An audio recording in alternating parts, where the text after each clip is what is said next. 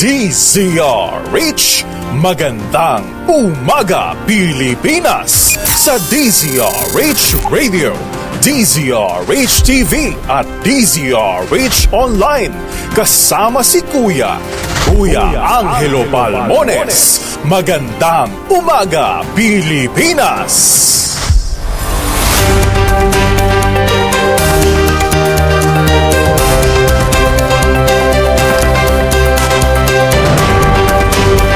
Luzon, Visayas at Mindanao, kumusta na po kayo? Miyerkules na tayo ngayon, ika-4 na ng Disyembre 2024. Ang bilis ng panahon, 21 days na lamang, Pasko na. Sa ulo ng ating mga balita, Malacanang dumistansya sa impeachment laban kay VP Inday Sara. PSA o Philippine Statistics Authority walang anumang record kay Mary Grace Piatos. Mga sundalong nakaladkad sa confidential funds ni VP Sara iniimbestigahan na ng Armed Forces of the Philippines. Dagdag na pondo at allowance naman sa Armed Forces tiniyak ng Kamara. Attorney Harry Roque nakalabas na ng bansa, balak kasuhan ng Bureau of Immigration. Ombudsman Sam Martires itanggi na bata siya ni dating Pangulong Digong Duterte. Bata patay naman nang mahagip ng rumaragasang ambulansya sa lalawigan ng Rizal.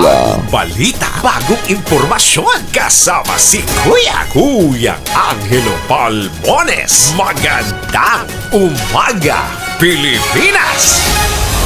Kasama natin ang buong radyo natin FM Nationwide, ang ating action radio station sa Luzon, Visayas at Mindanao. 91.7 BNFM Radio sa Cebu at 94.3 FM sa Jansan. Sa detalye ng ating mga balita, dumistansya Malacanang sa impeachment case na sinampahan laban kay Vice President Sara Duterte. Sa isang pahayag, sinabi na Executive Secretary Lucas Bersamin, malinaw ang mensahe ng Pangulong Bongbong Marcos sa mga kongresista, huwag nang magsampa ng impeachment complaint laban sa Vice Presidente.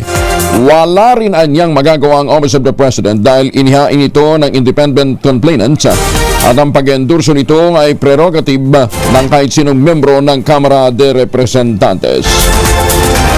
Sasampahan ng ikalawang impeachment complaint si Vice President Sara Duterte ngayong araw.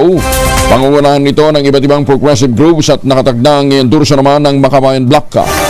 Sa ihahaing reklamo, bibigyan diin ang alegasyon ng corruption at misuse of confidential fund, partikular na sa 2022 at 2023 confidential fund ng Vice o Office of the Vice President. Base sa report, 50 kinatawan ng iba't ibang progressive organization at concerned citizen ang magsasampa ng impeachment complaint laban sa Vice Presidente. Sasabayan din ito ng kilos protesta ng bagong alyansang Makabayan sa harap ng Batasan Complex upang igit ang accountability sa issue ng hindi maipaliwanag na confidential fund. Una rito, sinabi ni Tingog Party List Representative Judas Idre tungkulin ng Kamara na tanggapin ang anumang impeachment complaint na ihaharap sa Kongreso. Umapila naman si Senator Amy Marcos sa mga nagbabalak na magpa-impeach kay Vice President Sara Duterte na irespeto naman kahit kaunti ang Pangulong Bongbong Marcos. Sa panayam ng DZRH at ng radyo natin, sinabi ng presidential sister, mismo ang Pangulo nga ay hindi pabor na patalsakin sa pwesto ang Vice Presidente dahil maapektuhan lamang ang trabaho ng mga kongresista at mga senador. Hindi rin na niya makabubuti at hindi kaganda ng buhay ng sambayanang Pilipino ang pag-impeach kay VP Sara dahil sangkaterba pa ang problemang mas dapat na pagtuunan ng mga mababatas. Sinabi pa ni Senator Marcos, may sariling mundo kasi ang kanyang pinsan na si House Speaker Martin Romualdez kaya't may sariling direksyon ang Kamara de Representantes. Pinayuhan niya si Romualdez na makinig naman sa Pangulong Marcos, isang tabi muna ang pansarili niyang ambisyon sa 2028 elections, gayon din ang kanyang galit at hinanakit. Nananawagan din ang senadora sa Pangulo ipagdiinan ang kanyang direktiba laban sa impeachment kay VP Sara dahil lumilitaw din na niya na may nangyayari sa buwatan. Pinayuhan din niya ang ilang magagaling at matitibay na mga kongresista huwag magpapagamit sa tinatawag niyang political machination. Alang-alang sa bansa, yan na lamang ang isipin natin. Isang tabi muna ang mga hinanakit, ang galit, ang ambisyon. Ay talaga, itabi muna lahat yan. At ang layo-layo pa ng 2028. Totoo Sabi yan. nga, it's a political lifetime away. Ba't nagmamadali?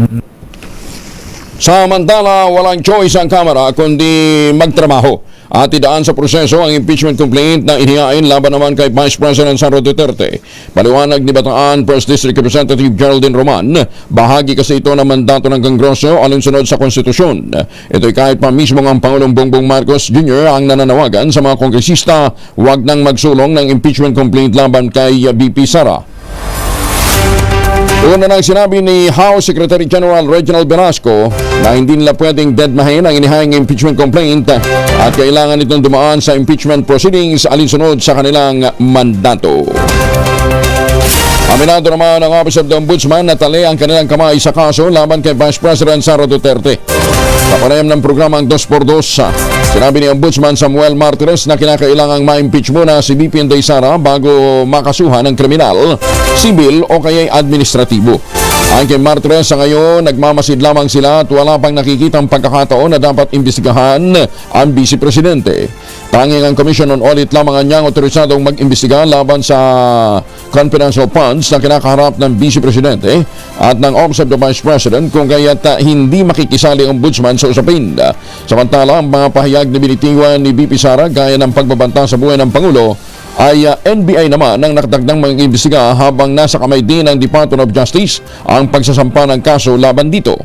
Hanggat hindi tapos ang proseso ng audit, nakatali ang aming mga kamay. Wala kami mga gawa.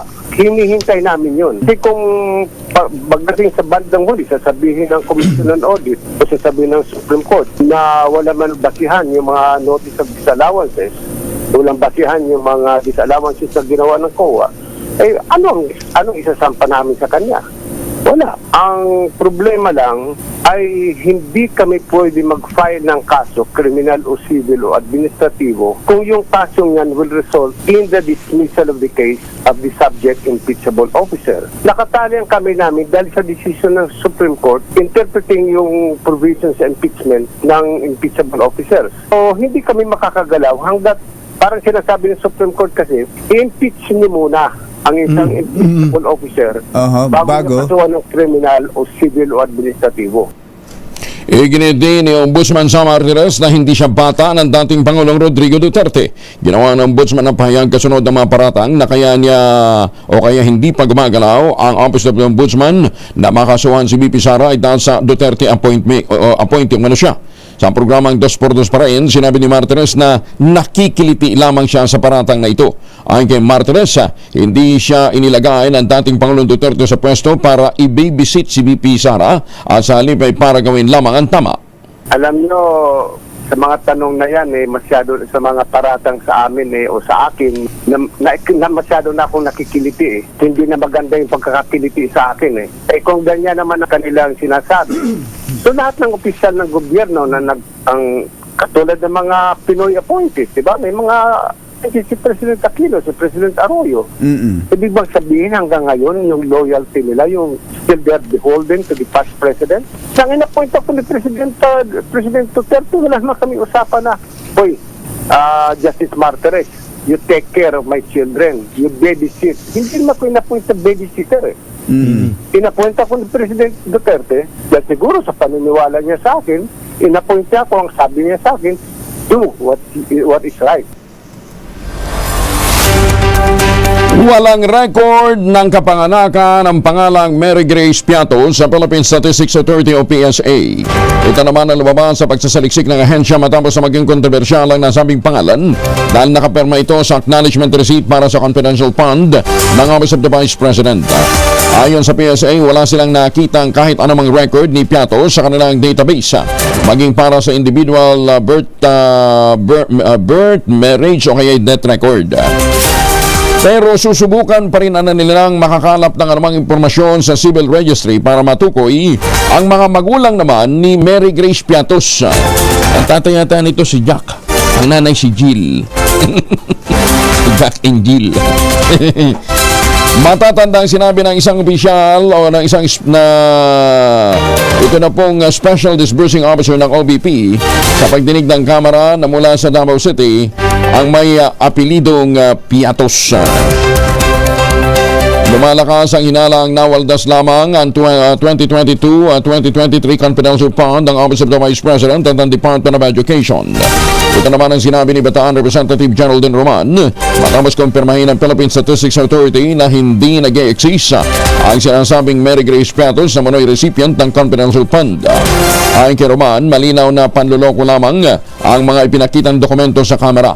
Napatunayan niya dito na taliwas sa lumalabas na datos ng PSA sa isinumiting dokumento sa Commission on Audit na merong Mary Grace Piatos na nagpapatunay na ginastos nga ang pondo.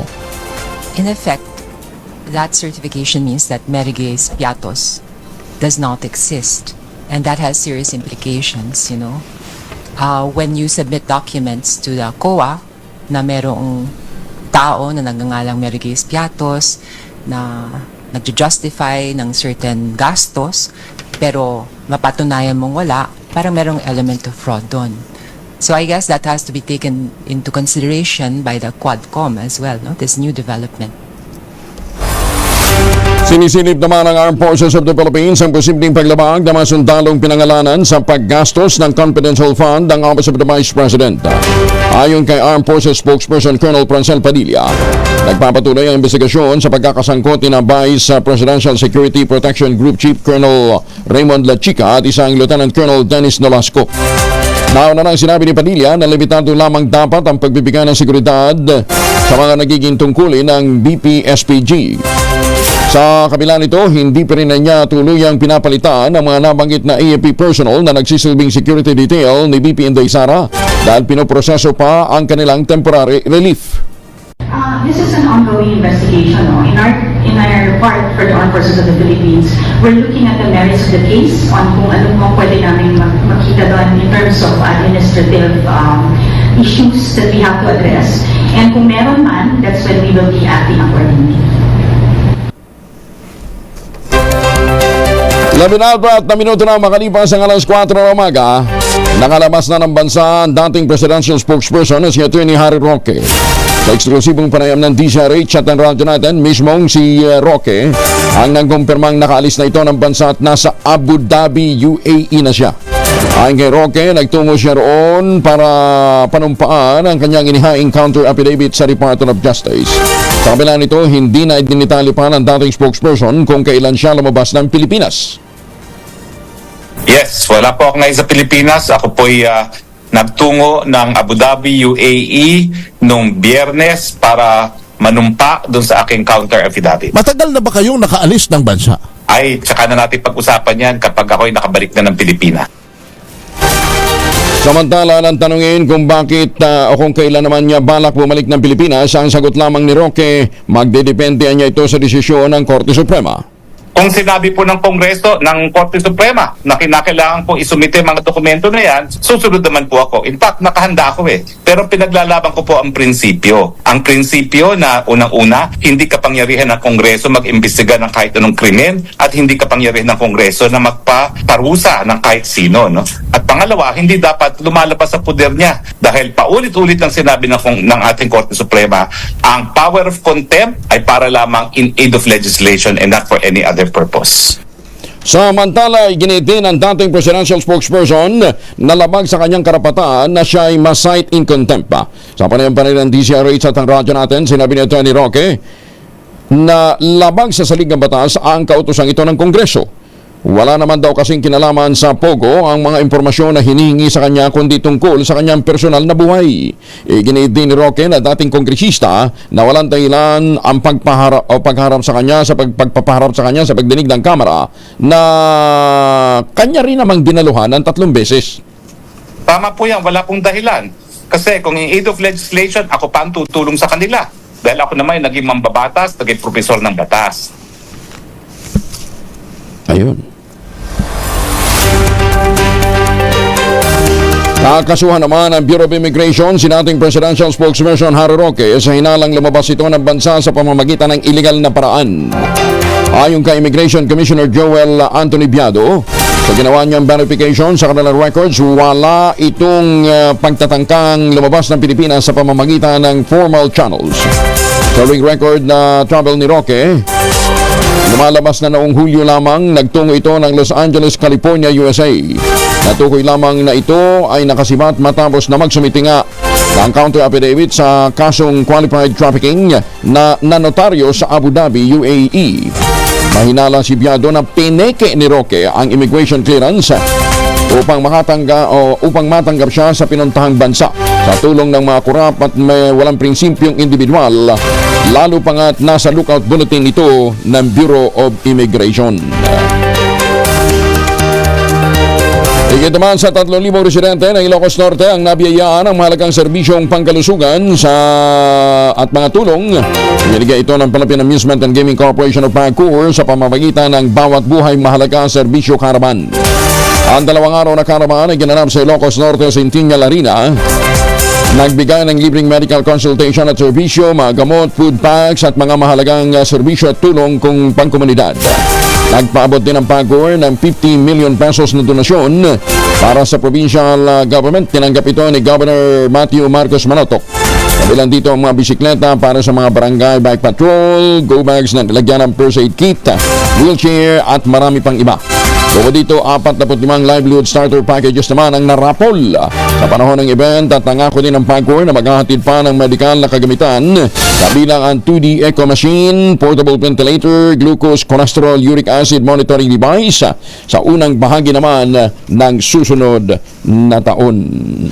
Magandang umaga, Pilipinas! Oras mo na sa buong kapuluan, 18 minuto na makalipas ang alas 4 na umaga. Showbiz nga muna tayo. Si Rob Gomez patuloy na hinihintay ang kanyang legal rights sa anak na si dating beauty queen Sheila Robertera. Sino naman to? Alamin nga natin mula kay Morley Alinio. Morley, good morning!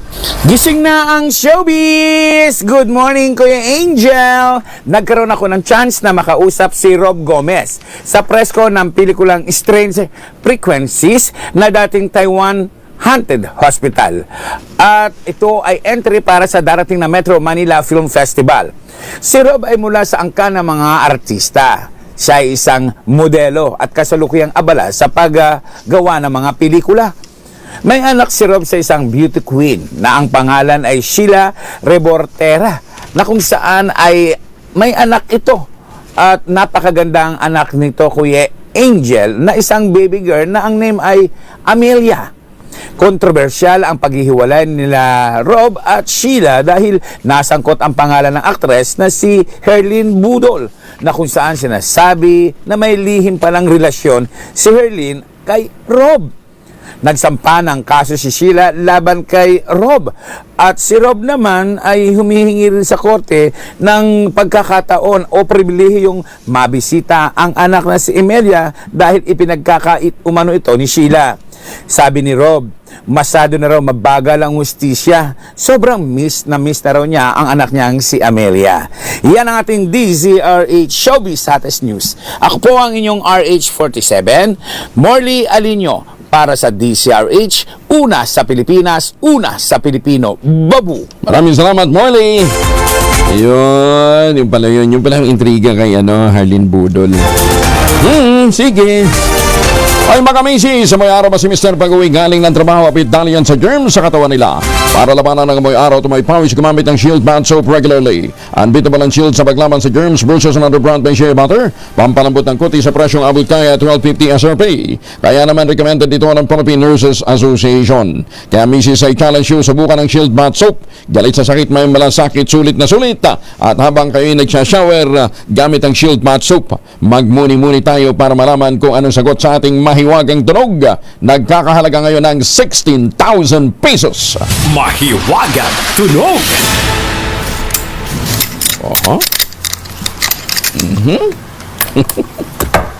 Hindi pa rin magtagpo ang kanilang mga sagot. Nakuha yung first item, nakuha yung second item, nakuha yung prinsipyo ng physics. Kaya lang, magkakaiba ho yung sumagot. Pag-isahin nyo kasi yung sagot nyo. Ayan na. Para po sa mga sasagot sa atin, papadala nyo po yan sa 0919-282-6485. Sundin ang tamang format ng pagte-text, empty space, name slash, other slash, contact number slash, at ang inyong sagot. Isang beses naman po maaaring mag-text sa ating text line gamit ang inyong mobile number. O doon sa mga sasali naman sa atin online, kinakailangan meron po kayong sharer badge. Ayan ha. Basta tandaan ho ninyo, lahat po ng mga binigay nating clue. Di na ako magbibigay muna ng clue. Malay mo, umabot ito na hanggang Pasko. Laki-laking pang Christmas niyan, ha? 16,000 na ngayon. 16 plus, ilang days ba? 20? 36,000. Malaki-laki yan, ha? pwede nang pamigay sa mga inaanak, ha? Maganda umaga, Pilipinas! Sa iba pang mga balita, rider patay matapos ang salpukan ng pampasaherong jeep at motosiklo sa Mangaldan, Pangasinan. Backrider naman naputulan ng paasos. Kulungkot naman ang balita ito. Detalye na balita mula kay Freddy Pajardo. RS38 Masantosya Kabasani Chikamin sa ating mga kababayan dyan po sa Pangasinan. Freddy.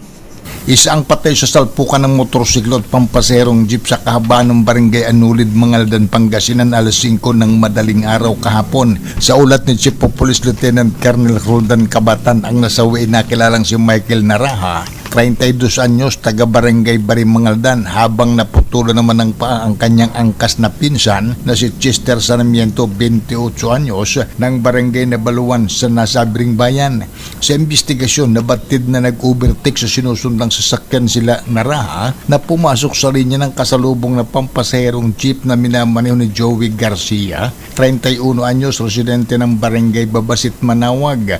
Sa lakas ng impact, natanggal ang kaliwang gulong sa harapan ng jeep na tumama naman sa paparating na tricycle na minamaneho ni Rinier Servito, 20 anyos, ng barangay Inlambo, Mangaldan. Nagtamo ng malubang sugat ang magpinsan na nadala pa sa Region 1 Medical Center sa Dagupan City, subalit idiniklarang dead on arrival si Naraha ni Dr. Celso Ison Jr. habang nagpapagaling pa si Chester sa naputol niyang kaliwang paa sa hospital. Ito si Freddy Pardo, RS38 para sa DZRH, una sa Pilipinas. Maraming salamat, Freddy Pardo. Samantala, sa iba pang mga balita, tiniyak naman ni House Speaker Ferdinand Martin Romualdez sa mga opisyal ng Armed Forces of the Philippines ang buong suporta ng Kongreso sa kanilang budget para sa 2025, kabilang ang dagdag na 350 pesos daily allowance para sa mga sundalo. Sa courtesy call ng 17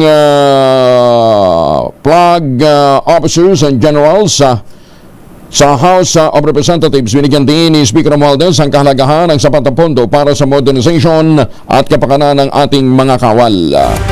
Nagpasalamat din ang leader ng Armed Forces of the Philippines sa patuloy na pagtulong naman ng Kamara sa mga programa para sa seguridad at pangkapayapaan ng bansa.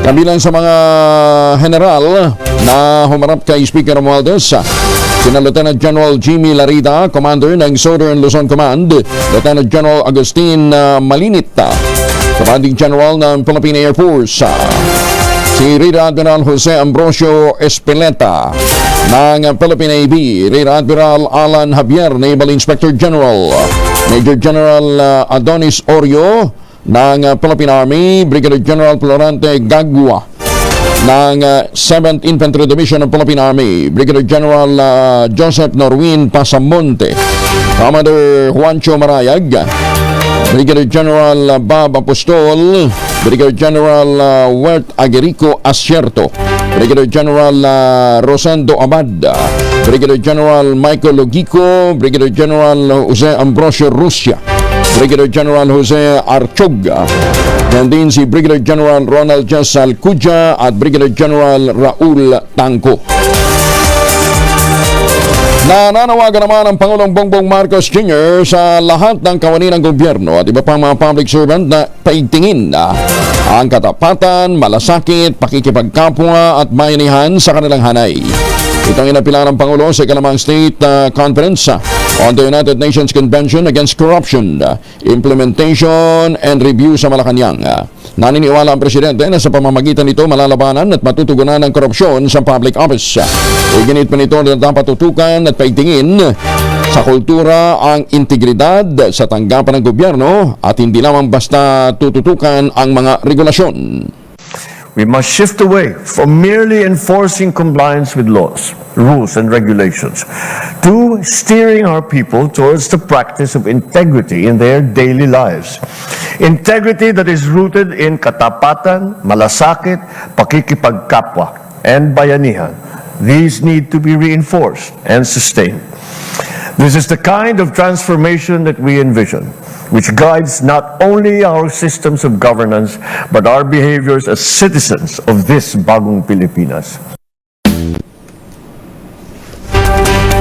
Nais din ang Pangulong Bongbong Marcos na magkaroon ng base sa Pilipinas ang Fund for Responding to Loss Damage.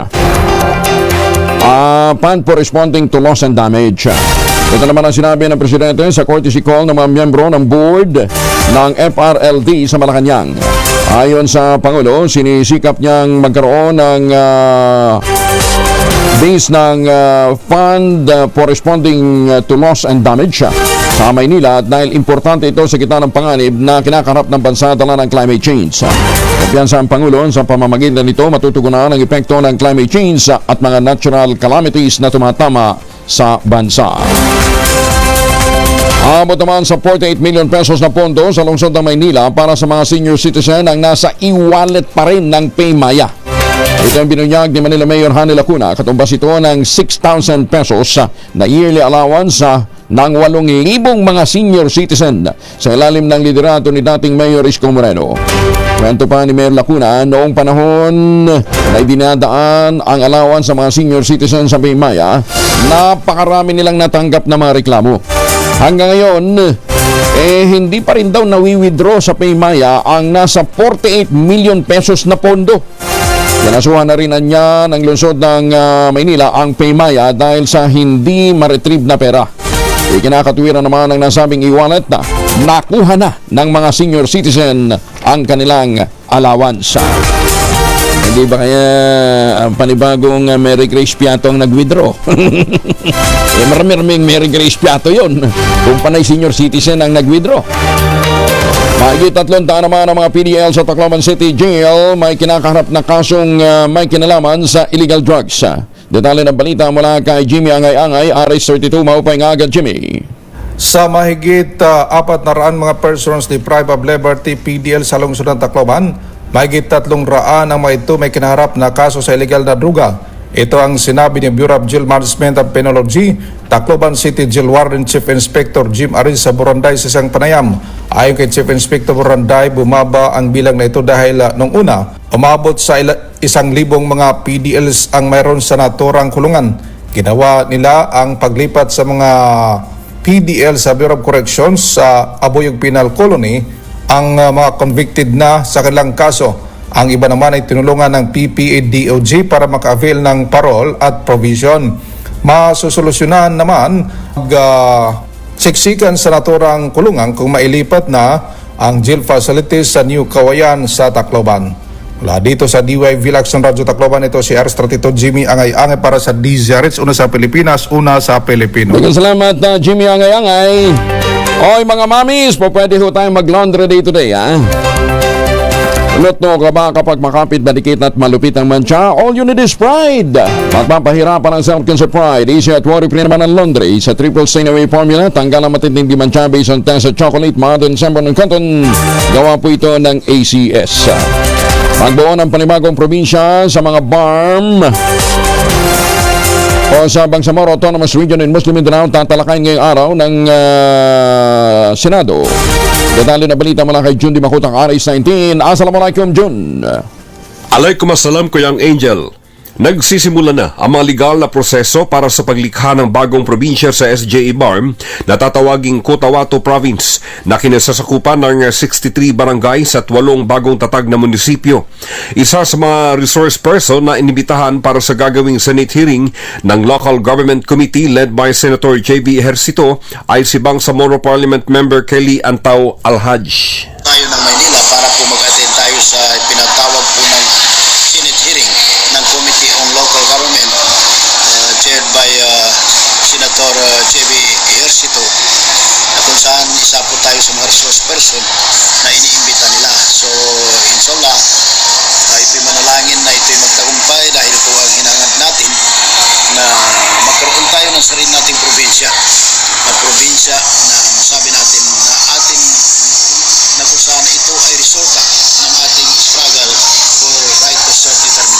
Ayon kay MP Kelly Antaw, nakatakda pang tatalakayin sa Senate at sa House of Representatives ang usaping ito na tinaguriang urgent bill na isa sa mga dahilan na sumang-ayon na rin ang COMELEC sa resitting ng First Bangsamoro Parliament election, habang isa rin sa mga resolbahin ay ang mga legal na hakbang sa usapin ng pagkatanggal ng sulu sa BARM. Batay sa proposed name sa resolusyong ipinasa ni MP Kelly Antaw ay ang pangalang Moro Province at Cotabato Province. Subalit, napagkasunduan sa kanilang plenary session ang Cotabato Province at sa sandaling umpisahan umano ang public hearing at may mga mag-propose pa na ibang pangalan. Welcome naman umano ito sa Committee on Local Government as long na mapagkasunduan ng concerned committee. Mula sa Central Mindanao, RH19, June Di Makutak, DZRH, una sa Pilipinas, una sa Pilipino. Sugran John. Sinalutuhan naman ang komandro ng party list ang Philippine Health Insurance Corporation o PhilHealth sa pagsama nito sa dental care service sa kanilang healthcare benefit packages. Sa ilalim na naturang programa, sinabi ni komandro ng party list nominee Attorney Piona Itona na inaprobahan ng PhilHealth Board ang maximum payment na 1,000 piso sa bawat pasyente kada taon ay maganda para sa preventive oral health service. Kabilang sa serbisyo na maaaring i-avail sa nasabing landmark package, ang mouth examination, oral screening, dental prophylaxis o yung cleaning, at fluoride varnish application. Binigyan din pa ng kinatawan ng Controno Party List ang kahalagahan na maisama sa primary health care and dental services. Sakaling para rin sa 2025 midterm election, sinabi naman ni Atty. Itona, isusulong nila ang panukalang magbibigay din ng libreng dental services sa mga indigent na mga batang Pinoy. Binanggit pa ng kinatawan ng Comadrona Party List ang 2018 National Health Survey kung saan lumilitaw na 73 million Pilipinos ang may tooth decay. Sinabi ni Atty. Itona na nananatiling seryosong health concern sa oral health ng bansa. Lalo pat itinuturing ito ng Department of Health bilang silent epidemic. Ang Comadrona Party List ay binubuo ng mga frontline health workers, gaya halimbawa ng mga Comadrona, mga nurse, mga pharmacists, mga doktor, mga researchers, at iba pang mga professionals at mga stakeholders na naglalayong garantihang makakarating sa malalayo at mga liblib na lugar ang basic health services. Sa kabila naman ng masamang panahon at pag-emergency landing, nagawa pa rin ni Senator Bongo na palakasin ang accessibility sa pangangalagang pangkalusugan habang sinusuportahan ang inaugurasyon ng Super Health Center sa Mapitak, Laguna. Si Senator Go na adopted son ng Calabarzon ay dumalo sa inaugurasyon ng bagong health center sa Laguna, bagamat hindi ito personal na kadalo sa event matapos nga mag-emergency landing sa Pilili, Rizal dahil naman sa masamang panahon. Sinabi ni Go na napilitan ang kanilang piloto na mag-emergency landing sa balubunduking bahagi ng Pililya dahil sa zero visibility at sa lakas ng hangin, dala ng ulan at makapanlapag na muntik ng muntik pantamaan ang windmill sa lugar.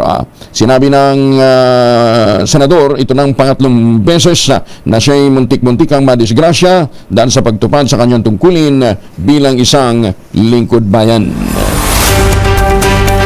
Sumipa ng mahigit 16 trillion pesos ang utang na Pilipinas nitong Oktubre.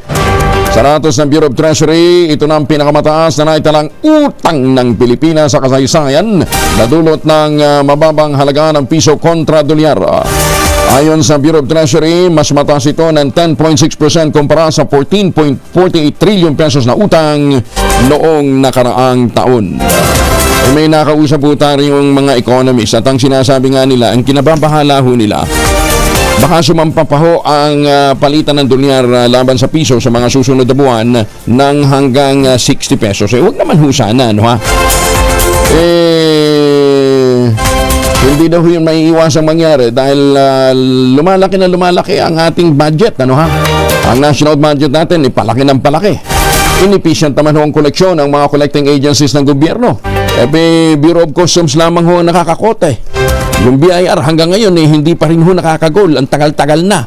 Ilang buwan na hindi nakakagol. May nag-resign na nga Deputy Commissioner Dahil hindi na daw masikmura ng Deputy Commissioner. Iba-ibang takin ho ninyo. File daw sila ng panlang kaso. Nagtataka sila bakit naaareglo. Bakit daw kaliwat ka ng pang-re-raid nila hindi pa rin ho sila nakakakota. Ay, susme, bakit nga kaya? Pangalawa, wala ho tayo masyadong export dahil panay ho ang ating import. Ayun ho, isang malungkot din pong katotohanan, ha? Dating senior citizen na OFW binarel at napatay sa Bangged Abra kagabi. Detalye na balita mula kay Romy Gonzalez sa Irish 41 ay Banggabigat. Romy. Masusing inimbestigahan ng Abra PNP ang nangyaring insidente ng pamamaril na ikinasawi ng isang dating overseas Filipino worker sa barangay Calaba, Bangged Abra kagabi.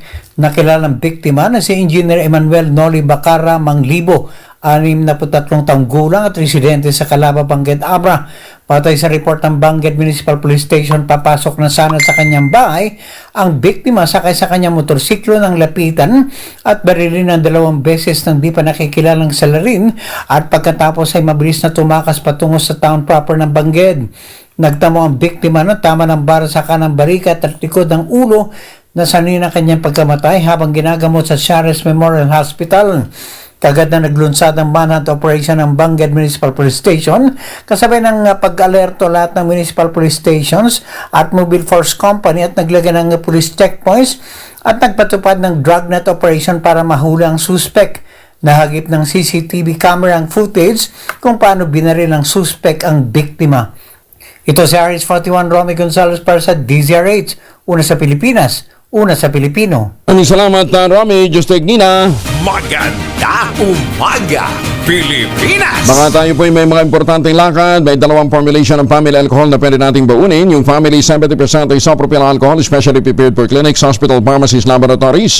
Pero syempre, okay na okay din po yan sa mga households. Very effective yan sa disinfection at sterilization. Ganyan ang bagsik ng family 70% isopropyl alcohol. Maghapon man natin gamitin, no problem. Hindi po manunoy ang ating mga kamay dahil meron po itong moisturizer. Yung po namang mabangong family wrapping compound improve alcohol, ayun ho yung mabangong isopropyl alcohol na ginagamit po ng mga masahista, mga barbero, mga doktor, mga nurse, mga kumadrona for sponge, bathing, and other cleansing purposes. Family wrapping alcohol parang DZRH buk na sa mahabang panahon, mabibili sa namang butik at convenience stores nationwide. Family wrapping alcohol hindi lang pampamilya, pang sports pa. Maganda umaga, Pilipinas! Matapos naman ang kabikulan, namahagi din si Senator Amy Marcos ng titulo ng lupa sa mahigit 5,000 agrarian reform beneficiaries sa lalawigan ng Capiz. Ayon sa atin ang Pangulong Bongbong Marcos, nabura rin ang utang ng mga benepisyaryo sa bangko sa ilalim ng Certificates of Condonation with Release of Mortgage. Si Senator Marcos ang ng Senate Bill 849 na may titulong An Act Fulfilling the Emancipation of Patents from the Bondage of the Soil at yung Senate Bill 178 o Emancipation of Patents Act na tunuyang isinabatas ng Pangulong BBM bilang New Agrarian Reform Emancipation Act. Saligan niya ito sa Presidential Decree No. 27 ng kanilang amang si dating Pangulong Ferdinand Marcos Sr. na nadideklara ng paglaya ng mga magsasaka mula sa utang sa mga inuupahan nilang sakahan. Si Senator Marcos ay kilalang kampyon ng mga magsasaka dahil sa kanyang mga inisyatiba at suporta para sa pagsusulong ng sektor ng agrikultura sa bawat maliliit na magbubukid. Construction worker naman ang most wanted person arestado sa Davao City. Detalye ng balita mula kay Jun Soter mula sa Action Radio Davao. May buntag mo, Jun. Imas Rias kulungan ang most wanted person at top 5 regional level matapos na aresto sa ikinasang Manhunt Charlie operation sa pinagsabi na pwersa ng kapulisan sa panguna ng warrant and intel personnel ng Los Amigos Police Station kasama ang iba pang unit na under ng Davao City Police Office. Nangyari ang operation dakong alas 10:45 ng umaga, Disyembre 3, 2024 sa Purok 5, Sitio Luman, Barangay New Barincia, Tugbok District, Davao City. Ang narestong suspek na kilalang si Antonio Aliñabon, most wanted person, 47 anyos, construction worker at nakatira sa nabanggit na lugar. Batay sa warrant of arrest na inisyu ni Honorable Dante Baguio, presiding judge sa RTC 11 Branch 12 Davao City, na aresto si Antonio sa qualified sexual assault na may piyansang 120,000 pesos, 2 counts of lascivious conduct na may piyansang 180,000 each at qualified rape na walang piyansang inirekomenda ang korte. Sa ngayon, nasa kustodya ng akusado sa Los Amigos Police Station para sa wastong disposisyon. Ito si Jun Soter para sa DZRH. Una sa Pilipinas, una sa Pilipino. Salamat, Jun Soter.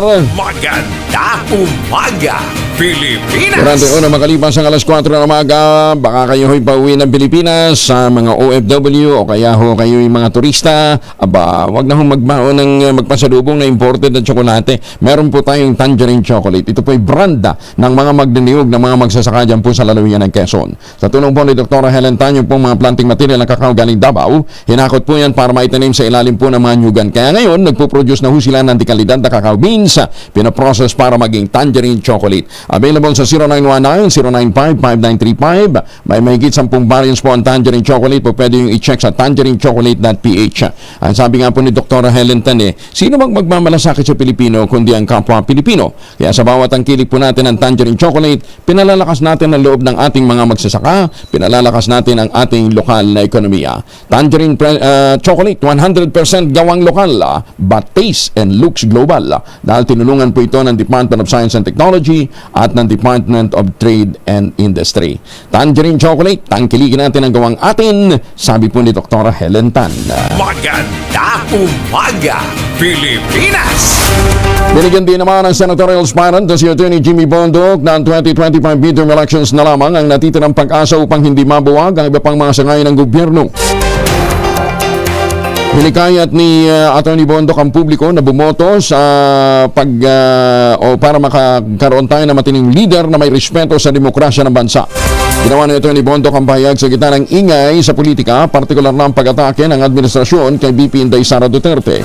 Pero nilinaw ng abogado na hindi siya lumalaban para sa pamilya Duterte kundi para sa prinsipyo ng mga ito na napatunayan niyang gumagana at epektibo sa nakalipas na administrasyon. Welcome naman kay Atty. Bondoc ang sinabi ni VP Sara na tutulungan niya ang senatorial slate ng PDP Laban na mag-strategize at magbibigay siya ng payo kung paano magpatakbo sa kampanya. Binubuo ang mga pambato ng PDP Laban ng sa senatorial race ni Atty. Bondoc, Senator Ronald Bato de la Rosa, Senator Bongo, Atty. Raul Ambino at ni Atty. JB Hinlo. Kasama din si Philip Salvador.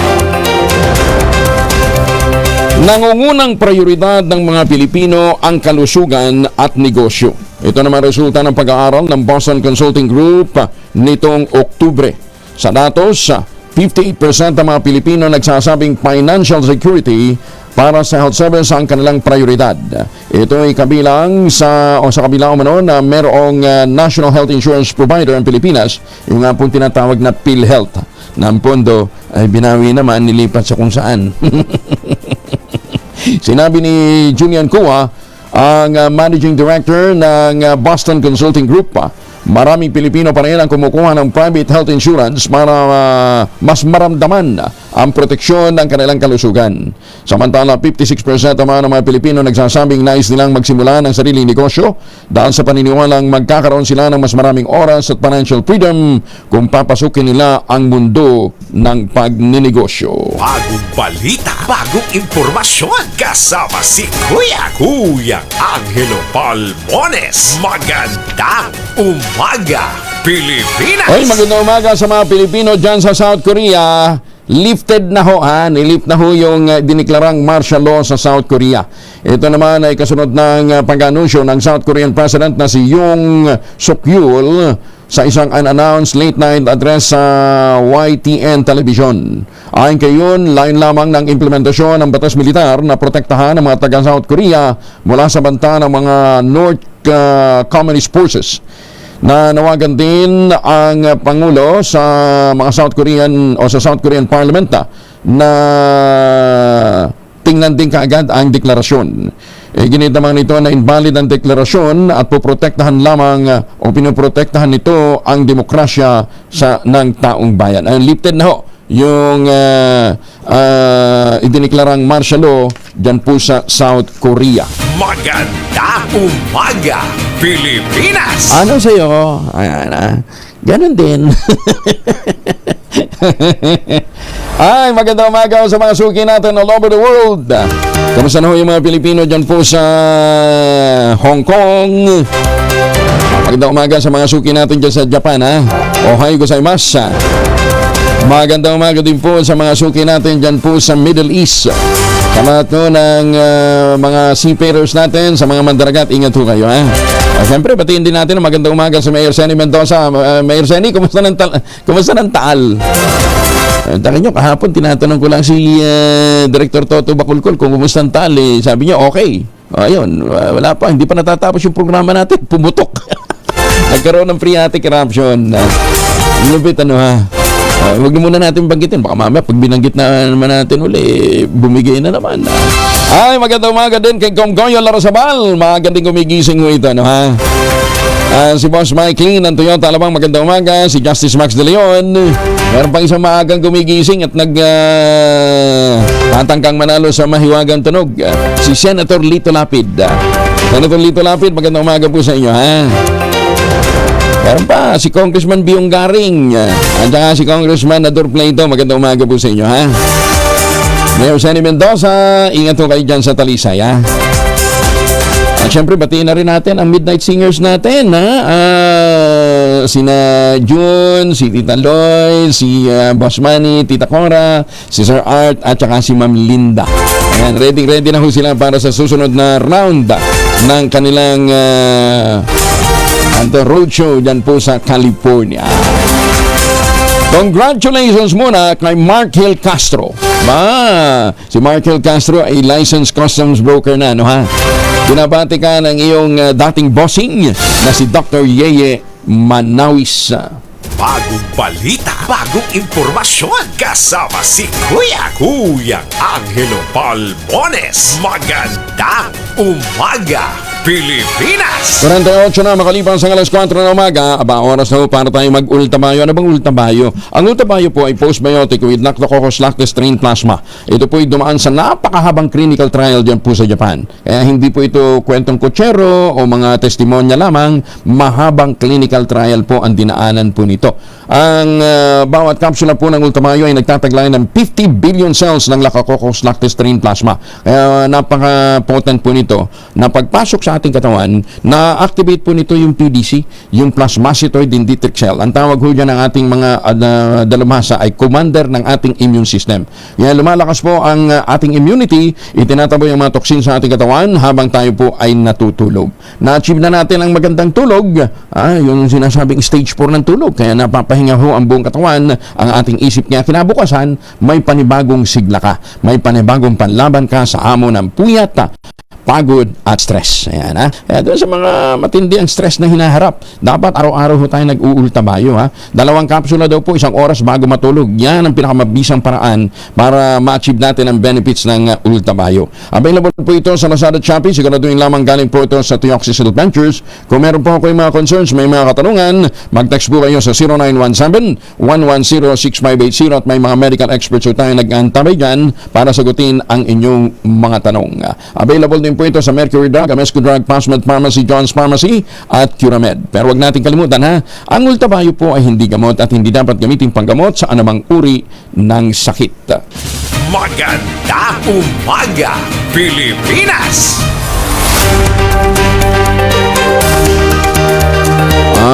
Ito, may paalala po ang Department of Labor and Employment. Pinapaalalahanan po ng DOLE ang mga pribadong sektor at mga employers sa hura ng tama ang mga empleyado ngayong holiday season. At saka yung 13-month pay, dapat maibigay na ho yan bago ho magpasko para makahabol ho sila doon sa mga sale. Matay sa Labor Advisory Number 14, ang mga empleyadong papasok sa trabaho sa special non-working holidays ay dapat na masahuran ng karagdagang 30% ng kanilang basic wage sa unang 8 oras ng trabaho. Tulad na lamang po sa December 8 of Feast of Immaculate Conception. Malapit na ho ito. Linggo naman yan linggo. Pasok ho talaga. December 8, Feast of Immaculate Conception sa Bisperas ng Pasko, December 24 at December 31, Bisperas naman ng New Year. Para naman sa mga magtatrabaho naglagpas 8 oras at nataong rest day, ang empleyado ay dapat makatanggap ng karagdagang 30%. Samantala, ang mga magtatrabaho naman ng regular na sa mga regular holiday gaya ng December 25 o mismong araw ng Pasko at sa December 30, Rizal Day, dapat din makatanggap ng isang buong araw na sahod. Ayan, ha? Klaro po yan, ha? Paalala ho yan sa mga employers ho natin na dapat nakapag-ipunan ng kanilang pang bonus. Ayan, ha? Dito sa amin sa DCRH, maaga hong ipinamimigay ang 13th month pay. Diba? Malay natin, baka may 14, 15. Diba?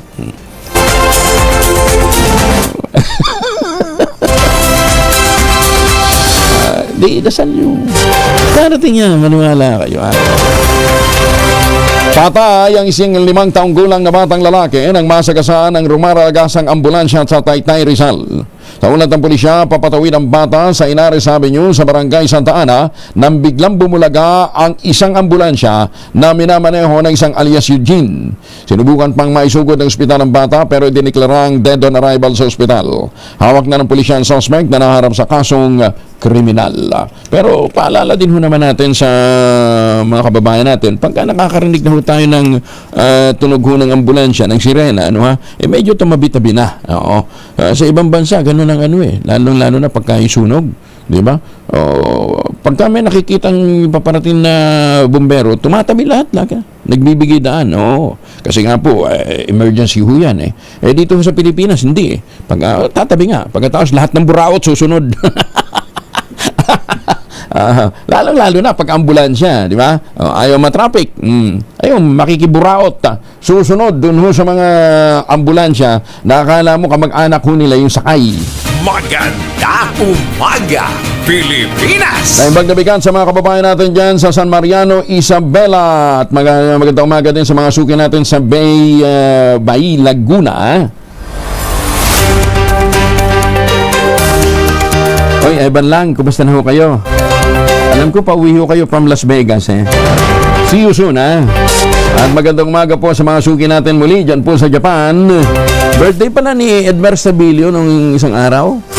Edmar, happy birthday dyan sa Japan, Hindi pipigilan ng pambansang pulisya ang mga tauhan itong gustong tumestigo sa International Criminal Court laban sa war on drugs ng dating Pangulong Rodrigo Duterte. Ayon sa PNP spokesperson na si Brigadier General Jean Fajardo, ito ay kung may haharap ng mga pulis matay sa kanilang personal na desisyon. Pero paglilinaw ni Fajardo, hindi magbibigay ng dokumento at hindi rin makikipagtulungan ng PNP sa ICC bilang isang institusyon. Alinsunod ito sa naunang sinabi ng Pangulong Bongbong Marcos na didistansya ang gobyerno sa pagsisiyasat ng International Criminal Court down sa usapin ng jurisdiksyon. Magugunitang nananawagan naman ang ICC para sa karagdagang witness sa Duterte war on drugs mula sa mga opisyal ng mga law enforcement agencies ng Pilipinas. Mahigit sa 1.3 milyon na kababaihan ang nagkaroon ng trabaho ngayong 2024. Ayon ito sa spokesperson ng Trabaho Party List na si Michelle David Espiritu. At ito ay nakatutulong para sa lubos na pag-unlad ng ekonomiya ng bansa. Malakihan niya kasi ang porsyento ng kababaihan sa workforce ng mga karaniwang trabaho sa bansa. Ipinahig ito ng Espiritu sa gitna ng tumataas na employment rate sa Pilipinas sa 55.7% noong Setyembre mula 53.4% noong nakarang taon. Binigyan din pa ni Espiritu na malaking hamon sa mga kababaihan ang pagbalanse sa trabaho at pamilya. Kaya naman patuloy na isinusulong ng grupo ang pagsasagawa ng livelihood program at pagkakaroon ng flexible working arrangement maliban pa sa karagdagang incentives at pagtataas ng sahod ng mga kababaihan. Sa perspektibo ng employer, dadami ang workforce, matatap ang full potential ng mga mamayang Pilipino patungo sa paglago ng ekonomiya, more or less 50% ng population yun ang kababaihan, So kapag lahat ng kababaihan o maraming kababaihan ang magtrabaho, dadami ang workforce ng Pilipino, Maganda umaga, Pilipinas! May ngagan sa mga Katurantanan sa Negros, Salong Kamudra, Maganda umaga din po sa mga suki natin dyan sa Carmen, North Cotabato, Kumusta na yung mga suki natin dyan? Lalong-lalo na sa mga suki natin dyan sa Midsayap, at sa mga nakatutok sa atin sa radyo natin Kidapawan. Magandang umaga din po sa inyo, Ma'am Dottie Molino. Aalisin na nga po ni South Korean President Yoon Suk Yeol ang martial law sa South Korea ilang oras lamang na makalipas na ito'y ideklara. Ito'y matapos na manalo sa botong 190 na mga mababatas kontra sa desisyon ng Pangulo ng South Korea. Kagabi nga, nagdeklara si President Yoon ng martial law sa gitna ng pag-akusa sa oposisyon na sila ay mga anti-state forces na ibinadala lamang ng North Korea para magasik ng kaguluhan sa bansa. Hindi naman ito ikinatuwa ng mga mababatas at bumoto para kontrahin ito. Sa ilalim ng South Korean law, kailangang ilip ang martial law kapag nanalo ang majority vote sa parliament na alisin na ito. Ayun. Ganun sila kamature ng politika doon, ano ha? Oo, kakaingit, ano? Nakakaingit yung ano nila. Tsaka doon, kahit na may ganitong mga kaguluhan, hindi na-apektuhan ng kanilang mga negosyo. Dito sa atin, basta't na may konting iringan sa politika. Ito ang sinasabi ng iba na sound ang ating economic fundamentals. Pagka may bangayan ho ang mga politiko, na-apektuhan ho yung pangkalahatang takbo ho ng ating ang tawag dito, ng ating ekonomiya. Inilarawan naman na manageable ng National Peace and Order Council ang kasalukuyang sitwasyon sa West Philippine Sea at internal security ng bansa.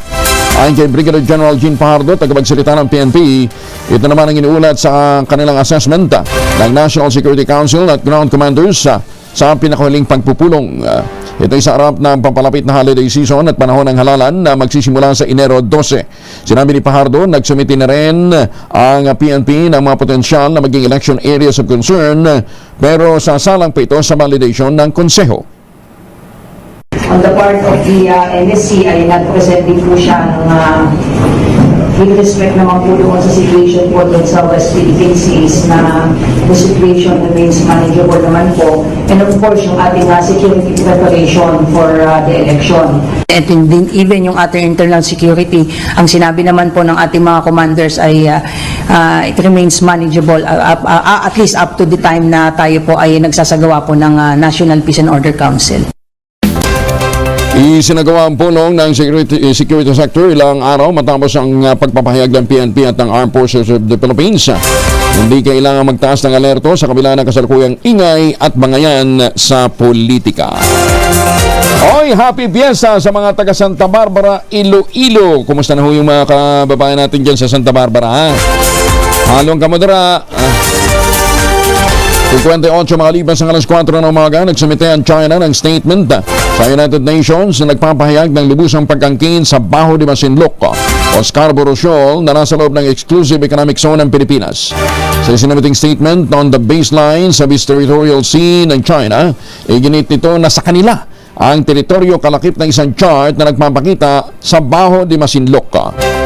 Mariing pinuna naman ng Philippine National Maritime Council ang nasabing hakbang at giniit na paglabag ito sa soberanya ng Pilipinas at nagpapatuloy lamang ito sa iligal na pagsakop ng China sa Bahura nagsimula pa noong 2012. Ang layo-layo ng Baho de Masinloc sa mainland China. Ay, susumi talaga. Ayaw talagang tumigil, ano ha?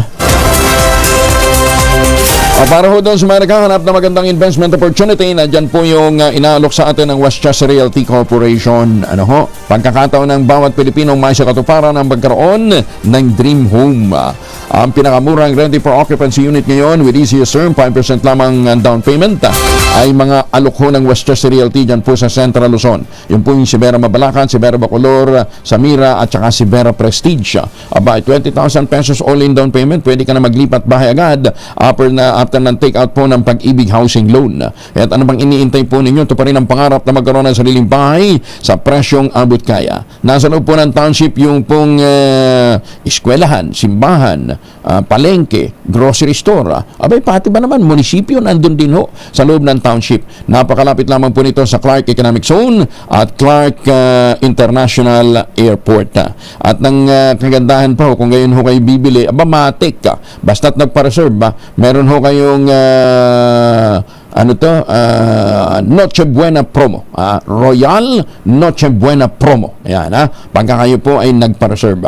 At syempre, nandyan pa rin po yung parapol nila ng bagong kotse. Kompleto na, ha? Bagong bahay, bagong kotse, meron pang bonggang pang Noche Buena. Maganda umaga, Pilipinas! Alas 5:01. Tuloy ang pagbangon, tuloy ang paghilom. Ngayong Kapaskuhan hanggang sa darating na 2025, kaagapay mo ang kauna-unahang himpilan ng radyo. DZRH. Una sa Pilipinas. Una sa Pilipino. DZRH, subok na sa balita. DZRH, halik ng katotohanan. DZRH, makabagong bayanihan, serbisyong tapat sa'yo. DZRH. Ho, ho, ho! Miyembro ng KBP, kapisanan ng mga broadcaster ng Pilipinas. DZRH, magandang umaga Pilipinas! Sa DZRH Radio, DZRH TV at DZRH Online. Kasama si Kuya Angelo Palmones. Magandang umaga Pilipinas! 2 minuto na makalipas ang alas 5 ng umaga. Alamin muna natin ang magiging lagyan ng panahon mula kay Ma'am Rhea Torres ng Pag-asa. Ma'am Rhea, good morning. Yes po, good morning po. Good morning po sa ating mga tagapakinig sa magiging lagay po ng panahon natin ngayong araw. Currently, wala pa rin po tayong binabantayan na LPA o bagyo sa loob ng ating Philippine Area of Responsibility. Ngunit asahan pa rin po natin yung maulan na panahon sa ilang bahagi po ng Hilagang Luzon, dulot pa rin po ng epekto ng shear line. So magiging maulan pa rin po, magiging makulimlim pa rin yung panahon sa areas po ng Cagayan Valley, pati na rin sa Cordillera Administrative Region, as well as sa Ilocos Sur at Ilocos Norte, dulot po ng epekto ng shear line. Mararanasan po, especially sa areas po ng Cagayan, Isabela, Apayao at Kalinga, yung malalakas na buhos ng ulan na posible magdulot ng mga pagbaha o pagguho ng lupa. Kaya pinag-iingat po yung ating mga kababayan, especially po sa mga low-lying or flood-prone areas. Samantalang sa nalalabing bahagi naman po ng ating bansa ay makakaranas po tayo ng generally fair weather conditions, so mainit po, lalong-lalo na pagdating ng tanghali. At may mga posibilidad pa rin ng mga biglaan o mga panandaliang buhos ng ulan dulot ng mga localized thunderstorms na mas madalas pong nararanasan sa hapon o sa gabi. Sa kalagayan naman po ng ating karagatan, wala po tayong gale warning na nakataas sa anumang baybayin ng ating bansa. Iba yung pag-iingat lamang po sa mga plano pumalaot sa may hilaga or dagat baybayin po ng Hilagang Luzon dahil posible pa rin maranasan yung mga katamtaman hanggang sa maalon na karagatan. At sa susunod na 2 araw ay inaasahan pa rin po natin magpapatuloy yung epekto nitong shear line, especially po sa areas ng Cagayan at Isabela, pati na rin yung mga karating na probinsya, kaya doble ingat pa rin po sa ating mga kababayan dyan. Wala tayong nakikitang weather disturbance, clear ang sky. Yes po, except na lang po dun sa may eastern section po ng northern Luzon, medyo may mga ulap po dyan na posible po magdulot ng mga pag-ulan. Papasok ba yan? Akala ko palayo. Ay, hindi po. Papasok po siya. Papasok yan. Oo, sige. Thank you, Ma'am Rhea. So, labas nyo lang yung mga jacket nyo. Anong ang expected temperature natin? For Metro Manila area po, nasa 25 to 32 degrees. Mainit pa. Yes po. Uminit na po dahil yung amihan po natin nasa may extreme northern Luzon na lang po. Baguio? Baguio po, nasa 18 to 21. Wow! Sarap ha? 18 to 23. 23? Opo. Para naka-aircon. Yes po. Tagaytay? Sa Tagaytay po, nasa 21 to 30 degrees Celsius. May kalamigan din. May kalamigan din. Sige. Ma'am Rhea, thank you. Ingat po kayo. Kayo din po. Maraming salamat. Si Rhea Torres mula po sa Pag-asa. Ganda umaga, Pilipinas! At naman po ang lakad natin ngayong araw nito, magbaon ng proteksyon laban po sa mikrobyo. 2 formulation ng family alcohol na pwede natin pagpilian. Yung family 70% ay isopropyl alcohol, especially prepared for clinics, hospital, pharmacies, laboratories, pero okay na okay din po yan sa mga households at mga emergency kit natin. Very effective sa disinfection at sterilization. Ganyan ang pagsik ng family 70% ay isopropyl alcohol, maghapon man natin gamitin, no problem. Hindi po manunuyo ang ating mga kamay dahil meron po itong moisturizer. Yun namang mabagong family family rubbing compound improved alcohol. Ayun po yung mabangong isopropyl alcohol na ginagamit po ng mga masahista, mga barbero, mga doktor, mga nurse, mga kumadrona for sponge bathing and other cleansing purposes. Family rubbing alcohol parang di siya reachable na sa mahabang panahon. Mabibili sa naman butik at convenience stores nationwide. Family rubbing alcohol hindi lang pampamilya, pang sports pa. Maganda umaga, Pilipinas! Ay, magandang umaga kay Miss Dana Sandoval. Kinalambag naman ni Senator Francis Tolentino ang Non-Transportation Office na bawiin ang inilabas nitong kautusan na hanggang December 31 na lamang ang paggamit ng improvised na plaka sa mga motorsiklo. Ginawa ni Tolentino ang panawagan matapos humarap sa nasa 200 na mga riders mula sa iba't ibang ride-hailing apps na nagsasagawa ng kilos protesta sa gate ng Senado. Nagtatanong sa LTO kung nasaan na ang plaka. Ayon kay Senator Tol, hindi na makasalanan ng mga may-ari ng motorsiklo ang kawalan ng plaka, kundi kasalanan ng LTO. Ang LTO, no Ginit na Tolentino na nasa 1.9 million na plaka ang backlog ngayon ng LTO. Kasama na ang 800,000 na para sa mga motorsiklo. Hindi na talaga ito malulutas sa mga taga-LTO. Ang tagal na problema ito. Bakit? Jesus me. Plaka, hindi. Ay bagay, lisensya nyo, okay na. Hindi na papel. Papel pa rin. Dahil dito hinimok naman ni Tolentino ang ahensya na palawigin pa ang deadline, madaliin ang production ng plaka para sa unang quarter ng 2025. Ay, susmigin na talaga itong LTO. Tinatawa naman ang 4 taong pagkakakulong ng Cambodian court ang 13 buntis na Pilipinang surrogate mother. Kabilang ang 13 Pinay sa 24 na foreign nationals na kinulong sa Kandal, Cambodia noong Setyembre. Ayon sa Cambodian court, matibay ang ebidensya na lumabag sa anti-human trafficking law ang 13 surrogate mother. Hindi naman nagbigay ng detalye ang korte kung ano ang nangyari sa mga dinadalang sanggol ng 13 mga nanay. Oras na manganak na ang mga ito. Ay oo nga, ano kayo mangyayari sa kanila? Di mawawalan sila ng mawawalan sila ng nationality. Anyway, sige, follow up din ho natin ito sa may human rights issue dito kasi anak ho ito ng Pilipina di ba? Kahit pa sabihin mong surrogate mother sila, nanay pa rin sila, Pilipina pa rin, di ba? Anak pa rin nila, Pilipino pa rin yung ipapanganak nila.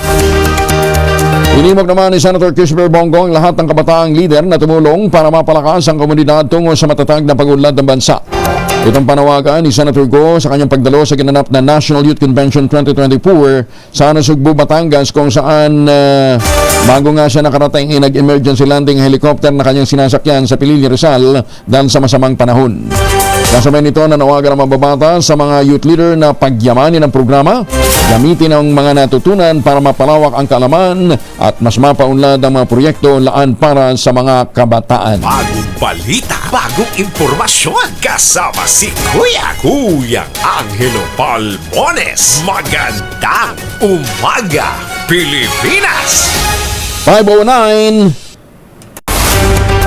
Ay, magandang umaga po sa mga suki natin dyan sa Bayumbong, Nueva Vizcaya. Kumusta na po kayo sa mga taga-Buwak, Marinduque? Magandang umaga din po sa mga kababayan natin dyan sa Tagkawayan, Quezon. Speaking of Quezon, supportahan natin yung pong programa ng mga magsasaka dyan po sa lalawigan ng Quezon sa tulong po ni Dr. Helantan, yung po mga planting material ng mga kakao. Pinakot po yan galing Davao para maitanim nga po sa ilalim po ng mga nyugan dyan po sa lalawigan ng Quezon. Kaya ngayon, ang mga magsasaka natin nagpo-produce na ng dekalidad na cacao beans, pinaprocess para maging tangerine chocolate.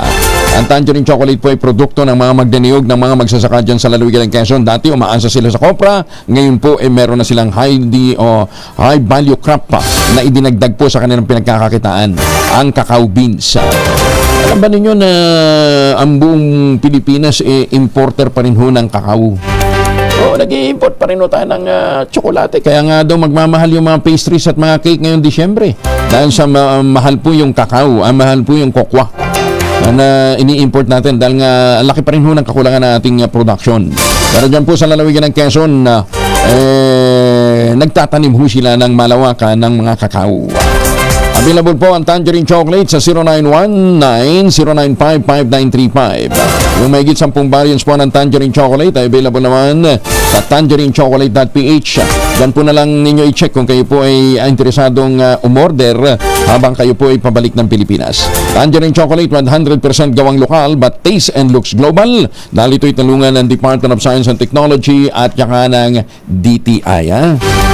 Sa mga sabi nga ni Dr. Helen Tan, sino bang magmamalasakit sa Pilipino kundi ang kapwa Pilipino?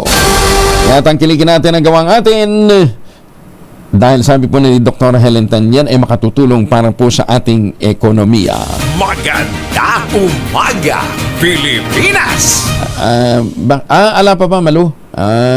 Sige, text natin si Ma'am Dana.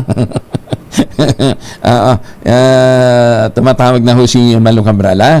Aabot naman sa 11 billion pesos ang halaga ng mga gamot, medical supplies at bakuna na nasayang matapos na hindi magamit at mag-expire.